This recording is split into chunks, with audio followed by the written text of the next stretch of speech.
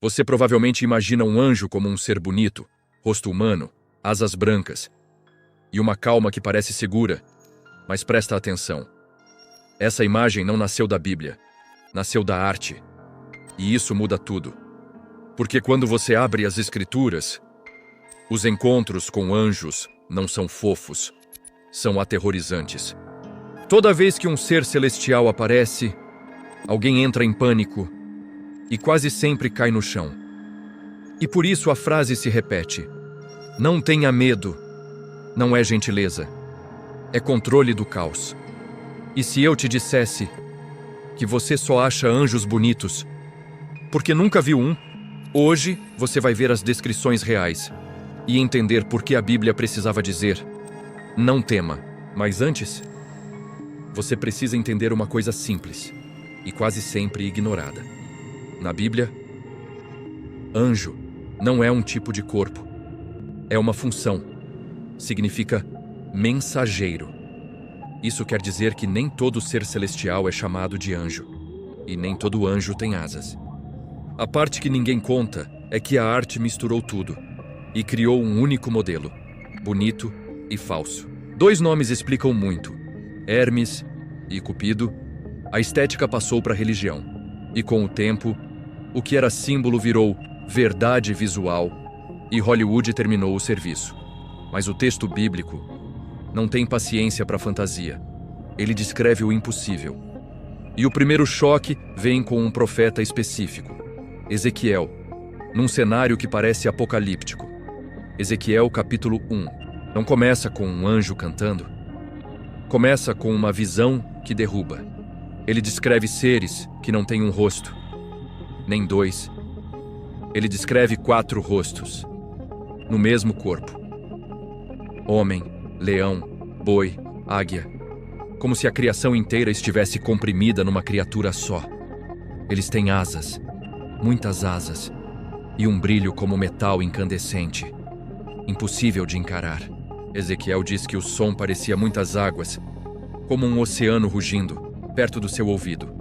Mas aí vem a parte que quebra sua mente, porque ele vê rodas, no céu, rodas dentro de rodas, se movendo sem virar, como se não obedecessem física, nem lógica. E essas rodas estão cheias de olhos, por todos os lados, como se nada pudesse escapar.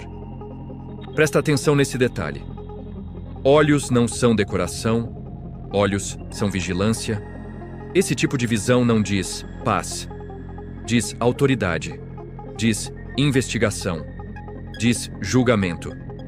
Agora entende por que ninguém fica tranquilo? Você não está vendo um amigo. Você está diante do inumano. Ezequiel 10 reforça ainda mais. Ele chama essas criaturas de querubins e repete os olhos. De novo. Querubim não é bebê com asa. Querubim é guardião. E geralmente aparece ligado ao sagrado e ao perigo. Em Gênesis, querubins guardam o caminho. Em visões, querubins cercam o trono, sempre como barreira. Mas se querubins já parecem demais, Isaías traz outro nível, e aqui o medo faz sentido. Isaías capítulo 6, o profeta vê seres chamados serafins, e a própria cena treme com a presença. Eles têm 6 asas, 2 cobrem o rosto, 2 cobrem os pés, 2 servem para voar. Guarda isso. Seres celestiais cobrem o rosto, como se nem eles suportassem a intensidade do trono. Isaías não diz: que lindo. Ele diz: ai de mim, porque ele entende que está diante do absoluto. E quando eles proclamam santo, o lugar se enche de fumaça, como se a realidade não aguentasse. Agora vem o detalhe que confunde todo mundo. Nem todo anjo aparece com asas. Alguns parecem homens em várias passagens. Eles caminham, conversam, comem e podem ser confundidos com gente comum. Isso não é contradição, é estratégia. Como se uma forma fosse escolhida para não destruir você de medo. Se eles precisam se parecer com humanos, então a forma original é mais do que sua mente aguenta. E aí a frase volta com outra força: não tenha medo. Não era carinho, era sobrevivência. Então deixa eu te fazer uma pergunta. Se alguns precisam se disfarçar, o que acontece quando eles não fazem isso.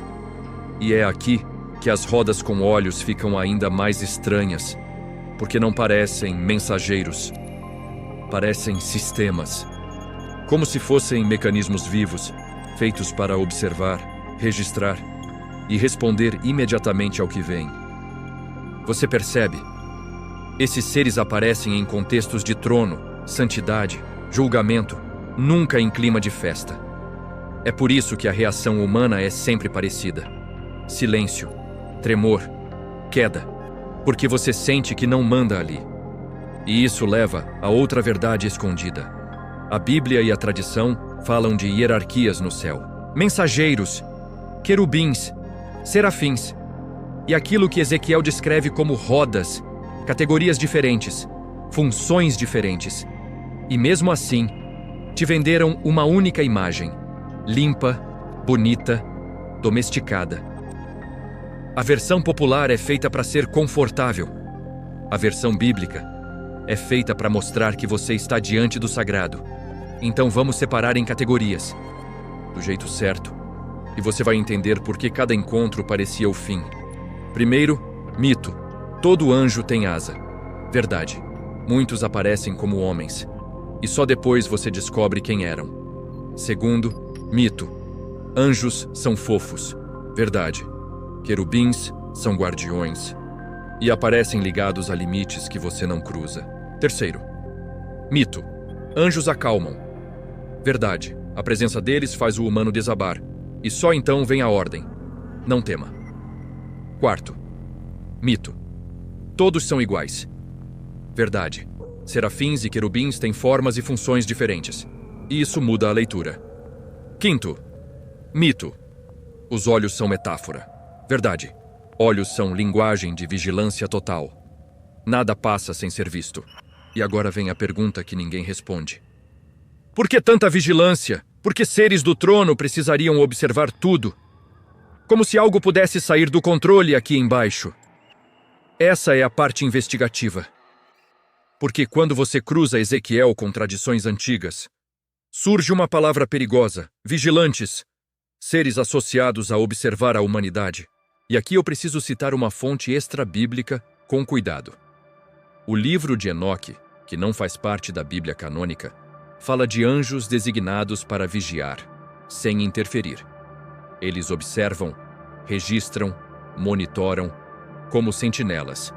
E isso ecoa exatamente a linguagem dos olhos em Ezequiel.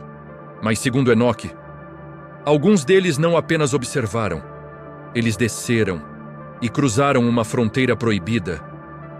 Guarda essa informação, porque se seres celestiais podem escolher atravessar limites, então o medo bíblico faz sentido. Talvez não tenha medo, seja dito porque a presença dele significa uma coisa só: o céu está intervindo. E quando o céu intervém, quase nunca é para entretenimento. É para correção, alerta ou julgamento. Então existem encontros suaves, quando vêm como homens, e encontros devastadores, quando vêm como são. Agora imagina você, sozinho, noite fria, e de repente o ar pesa, e algo com olhos demais se aproxima. Você não pensa em bênção, você pensa em sobrevivência, porque seu corpo entende antes da mente. Isaías chamou isso de desespero. Ezequiel descreveu como ruído de exército, e ambos caíram. E aqui vem outra camada.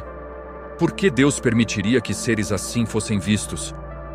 Se isso destrói a paz humana? Porque a intenção não era te confortar, era te mostrar quem manda, e que você está diante de algo superior. A estética popular domestica o sobrenatural, mas o texto bíblico faz o oposto. Ele te lembra do peso do sagrado. E agora, presta atenção. Porque o plot twist não é que anjos são estranhos. É o que eles representam. Eles representam uma presença que vê tudo, que entende tudo, e que pode agir sem pedir permissão.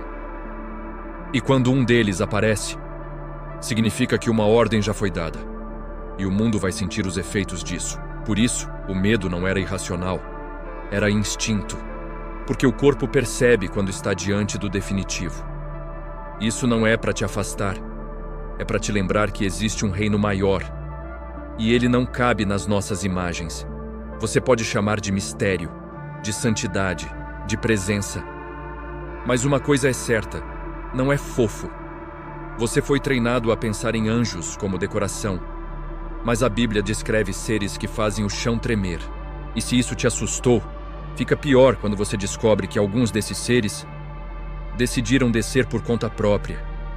E lembra, em alguns textos, eles entram numa casa como se fossem viajantes, e ninguém percebe de primeira. Isso é assustador por outro motivo, porque mostra que o sobrenatural pode se esconder no normal, olhando você de perto.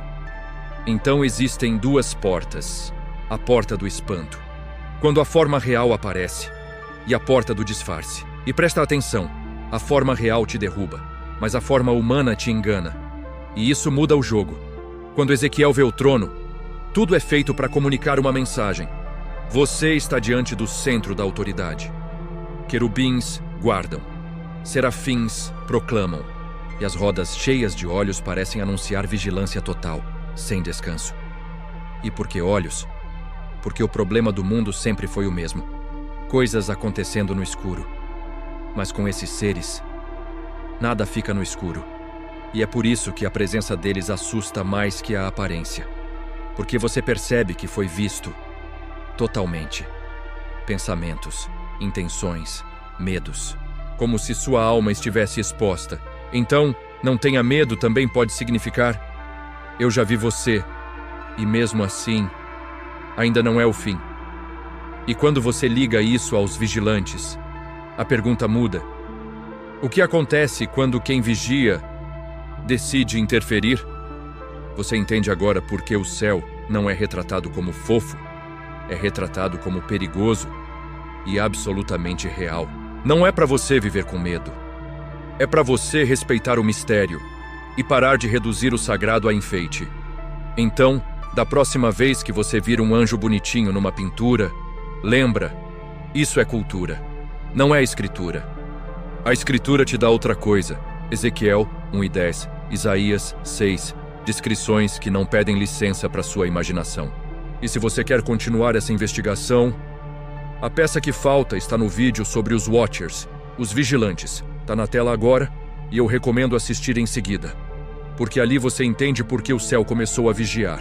E quando você entende isso, a frase "não tenha medo" vira outra coisa. Vira um aviso de que algo maior entrou na sala, com você.